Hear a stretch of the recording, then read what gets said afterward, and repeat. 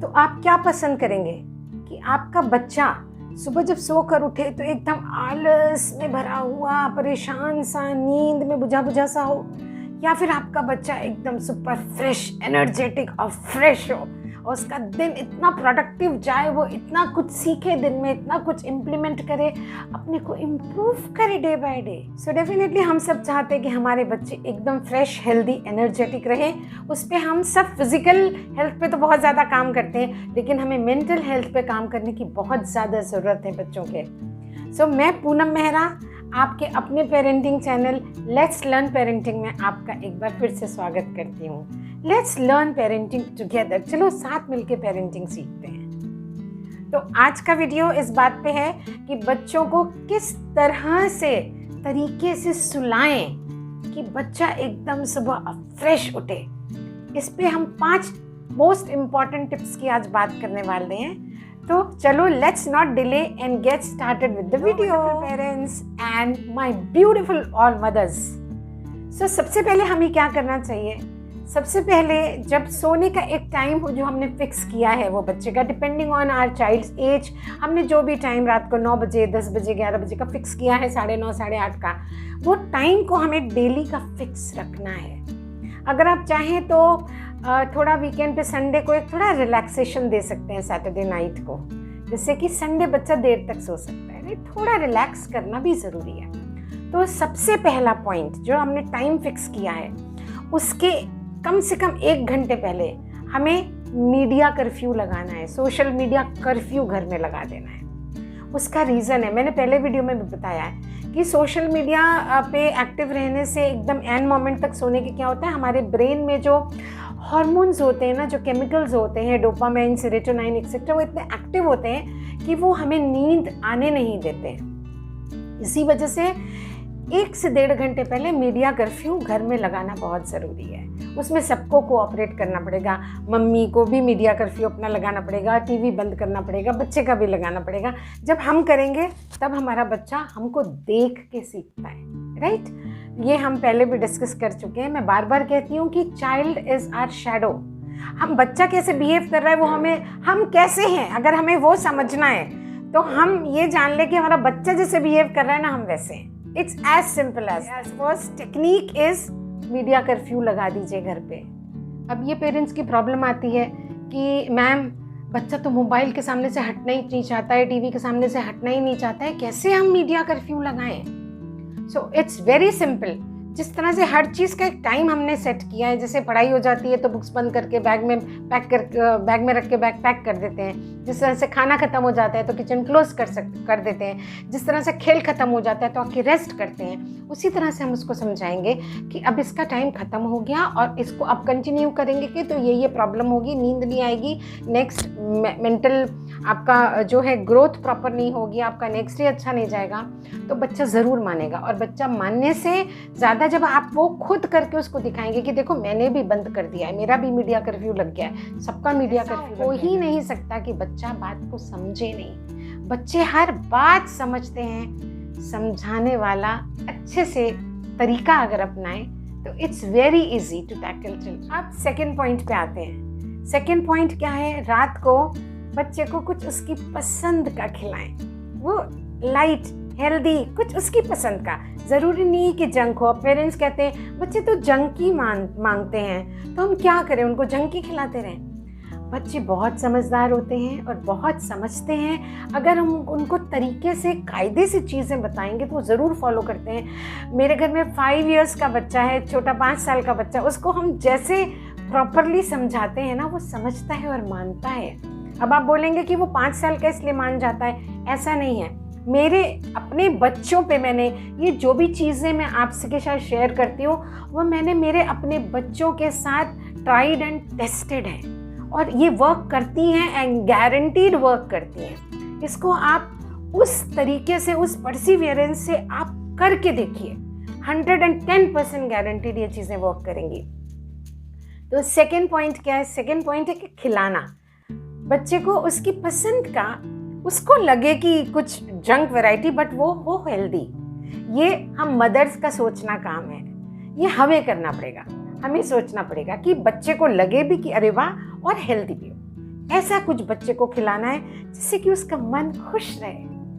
मन खुश होगा तो उसको नींद भी अच्छी आएगी। सो सेकंड पॉइंट आप समझ के, खाना अच्छा, टेस्टी, स्वादिष्ट उसके मन का खिलाइए, बच्चा खुश रहे। कहते हैं ना, दिल का रास्ता पेट से होकर जाता है। खाना अच्छा होगा तो खुशी मिलेगी। Coming to third point, third tip is कि बच्चे का रूम आपको कैसा बनाना है। जहाँ बच्चे को सोना है ना, एक तो क्वाइट प्लेस होना चाहिए। पॉसिबल अगर आप कर सके तो रूम का कलर लाइट होना चाहिए, लाइट ब्लूइश, ग्रेइश, क्रीमिश, ऐसे वॉल्स होनी चाहिए। उस पर ज़्यादा डिस्ट्रैक्शन नहीं होना चाहिए। वॉल्स पे थोड़ा कोजी, थोड़ा ठंडा सा होना चाहिए। लाइट एकदम डिम सी होनी चाहिए। और आपको उसे अकम्पनी करना पड़ेगा कमरे में, आपको उसके साथ जाना पड़ेगा। मैंने देखा है बहुत से पेरेंट्स क्या करते हैं, उनकी भी गलती नहीं है, उनको भी बहुत काम है, बट हम अवॉइड कर सकते हैं इस चीज़ को कि आवाज़ लगा के बोलते हैं जाओ अपने कमरे में जाके सो जाओ, चलो जाओ। फिर थोड़ी देर बाद कहते हैं अरे अभी तक तुम सोए नहीं। बच्चे आँख बंद करके ऐसे ऐसे करते रहते हैं। तो इससे हो क्या रहा है कि एक तो बच्चे के मन में फियर आ रहा है, थोड़ा अनवांटेड प्रेशर आ रहा है, उसके ब्रेन में जिस तरह से उसको ग्रो होना चाहिए वो सप्रेस हो रहा है, क्योंकि वो एक डर के माहौल में जी रहा है। टाइम उतना ही लग रहा है, याद रखिए, टाइम उतना ही लगेगा, उससे ज़्यादा नहीं लगेगा। चाहे आप डांट के स्ट्रिक्टनेस के साथ उसको सुनाएं, चाहे वो आप एक कंफर्ट लेवल ला के प्यार से उसको सुनाएं। तो ये बहुत ज़रूरी है कि आप बच्चे के कमरे में उसके साथ जाएं और ये कमरे का एटमॉस्फेयर ऐसा बनाएं। नंबर 4 मैं आपको देती हूँ, एक डायरी बनाएं।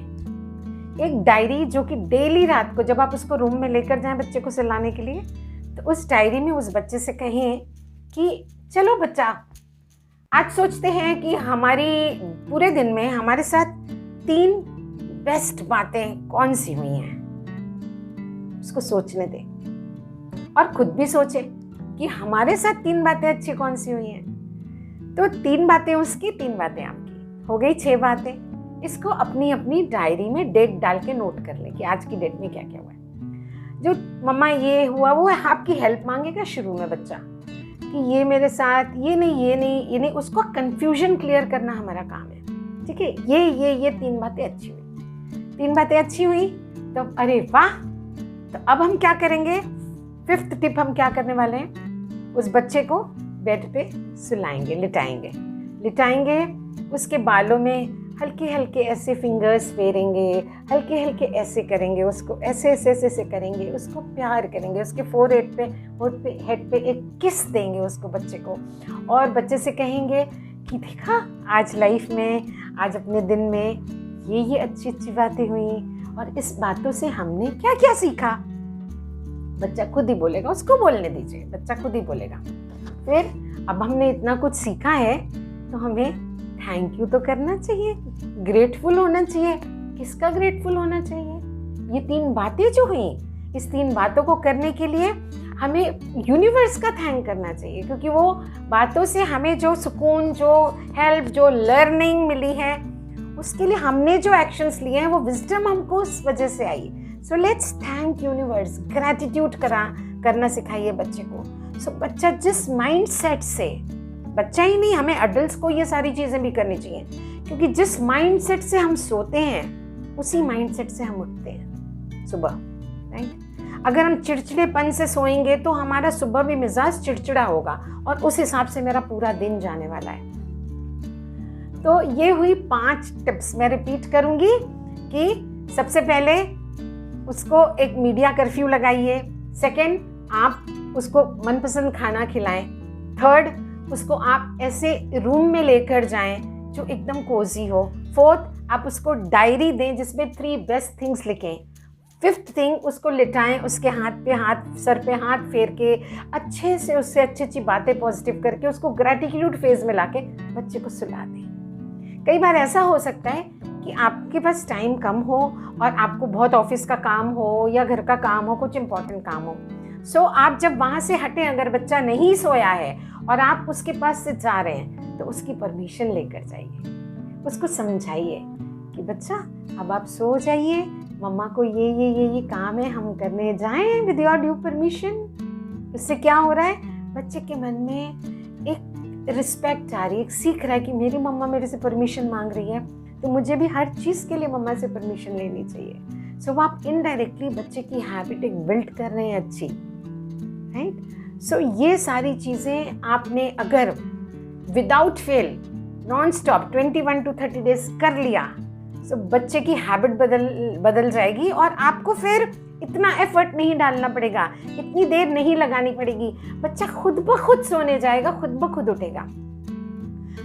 तो ये इस वीडियो में हमने किस तरह सुलाना है बच्चे को वो हमने डिस्कस किया। अगर मैं किस तरह जगाना है वो भी डिस्कस करूंगी तो वीडियो काफ़ी लंबा हो जाएगा।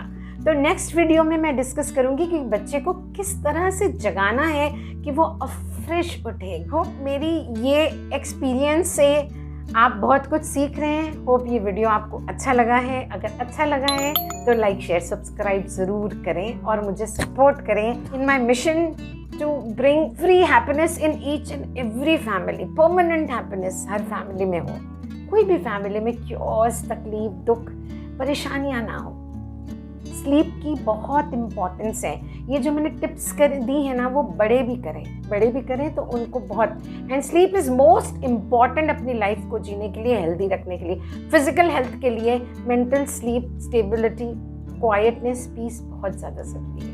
मिलते हैं नेक्स्ट वीडियो में, तब तक के लिए टेक केयर, कीप स्माइलिंग।